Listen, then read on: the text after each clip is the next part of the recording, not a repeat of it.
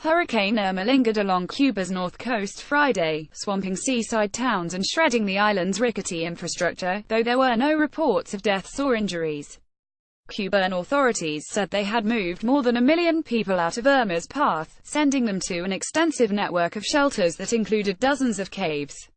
After Irma made landfall late Friday as a Category 5 storm, the most powerful to strike the island in nearly a century, it began to slacken.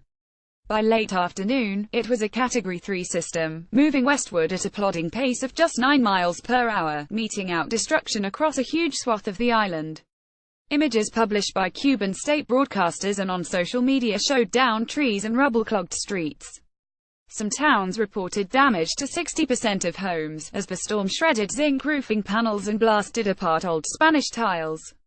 Power lines and electrical posts were strewn across roads and highways, and state media reported the collapse of a causeway linking beach hotels to the mainland. At the Cayo Coco resort, near the site where Irma roared ashore, the top of a 200-foot communication tower was doubled over like a noodle. Forecasters at the U.S. National Hurricane Center said Irma would begin turning northward late Saturday and smash into the Florida Keys Sunday morning.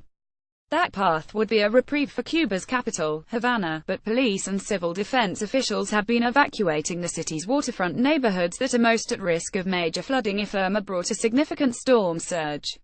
In areas of the island where the worst has passed, Cubans have begun venturing out to inspect the damage. "It's a total disaster," said Dianelis Alvarez, reached by cell phone in the central plaza of Nueva Camagüey province, where Alvarez said not a single tree remained standing. "The streets are full of rubble. There are houses with their roofs ripped off. Even the oldest trees in town have been knocked down," she said.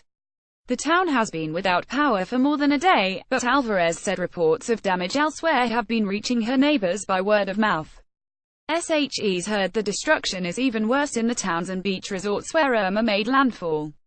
Cuban state media reported waves exceeding 30 feet along some parts of the north coast, bringing extensive flooding.